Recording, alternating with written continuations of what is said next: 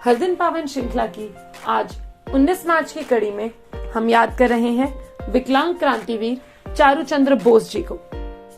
बंगाल के क्रांतिकारियों की निगाह में अलीपुर का सरकारी वकील आशुतोष विश्वास बहुत समय से खटक रहा था।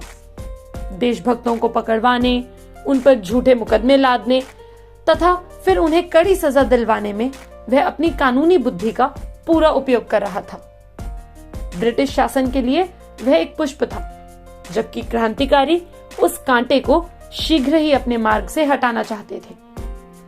आशुतोष विश्वास यह जानता था कि क्रांतिकारी उसके पीछे पड़े हैं, अतः वह हर समय बहुत सावधान रहता था। वह प्राय भीड़ से दूर ही रहकर चलता था। उसे उठाकर पटकने में सक्षम कोई हष्टपुष्ट व्यक्ति यदि उसके पास से निकलता तो वह दूर हट जाता था। वह रात में भी कभी अपने घर से नहीं निकलता था और अपरिचित लोगों से बिल्कुल नहीं मिलता था।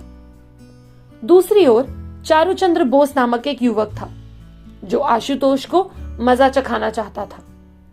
ईश्वर ने चारूचंद्र के साथ बहुत अन्याय किया था। वह जन्म से ही अपंग था। उसके दाहिने हाथ में कलाई से आगे हथेली और उंगलियां नहीं थी। दुबला पतला होने के कारण चलते समय लगता था कि मानो वह अभी गिर पड़ेगा। उसके माता पिता का भी देहांत हो चुका था। इस पर भी चारूचंद्र साहसपूर्वक छापे खानों में काम कर पेट भर रहा था। उसने एक ही हाथ से काम करने की कला विकसित कर ली थी। इसके साथ ही उसके मन में देश के लिए कुछ करने की तड़प भी विद्यमान थी। उसे लगा था कि आशुतोष विश्वास को यमलोक पहुंचाकर वह देश की सेवा कर सकता है। उसने कहीं से एक पिस्तौल का प्रबंध किया और जंगल में जाकर निशाना लगाने का अभ्यास करने लगा।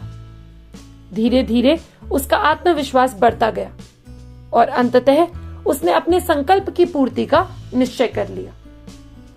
10 फरवरी 1909 को चारूचंद्र अलीपुर के न्यायालय में जा पहुंचा। आशुतोष विश्वास हर दिन की तरह आज भी जैसे ही न्यायालय से बाहर निकला, चारूचंद्र की पिस्तौल से निकली गोली उसके शरीर में घुस गई। उसने मुड़कर देखा तो पतला दुबला चारूचंद्र उसके सामने था। आशुतोष अरे बाप रे कहकर घायल अवस्था में ही वहां से भागा, पर चारूचंद्र तो अपना काम पूरा करना ही वाला था। उसने एक ही छलांग में अपने शिकार को दबोचकर बिल्कुल पास से एक गोली और दाग दी। आशुतोष विश्वास वहीं ढेर हो गया। चारूचंद्र ने इसके लिए बड़ी बुद्धिमत्ता से काम लिया था। अपने विकलांग हाथ पर रस्सी से पिस्तौल को अच्छी तरह बांधकर वह बाएं हाथ से उसका घोड़ा दबा रहा था। जब पुलिस वालों ने उसे पकड़ा तो उसने झटके से स्वयं को छुड़ाकर उन पर भी गोली चला दी, पर इस बार उसका निशाना चूक गया और कई पुलिसकर्मियों ने मिलकर उसे गिरफ्तार कर लिया। पुलिसकर्मियों ने लातों, मुक्कों और डंडों से वहीं उसे बहुत मारा पीटा, पर उसके चेहरे पर लक्ष्य पूर्ति की मुस्कान विद्यमान थी। न्यायालय में उस पर हत्या का मुकदमा चलाया गया। उसने बचने का कोई प्रयास नहीं किया। एक स्थित प्रज्ञ की तरह वह सारी कार्यवाही को देखता रहा, मानो वह अभियुक्त न होकर कोई दर्शक मात्र था। न्यायालय ने उसे मृत्यु दंड सुना दिया। 19 मार्च 1909 को अलीपुर केंद्रीय कारागार में उसने विजयी भाव से फंदा स्वयं गले में डाल लिया। उसके चेहरे पर आज भी वैसी ही मुस्कान तैर रही थी जैसी देशद्रोही को मृत्यु दंड देते समय थी।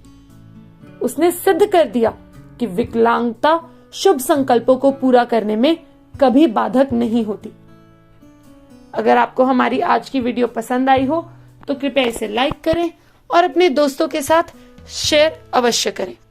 भारत माता की जय।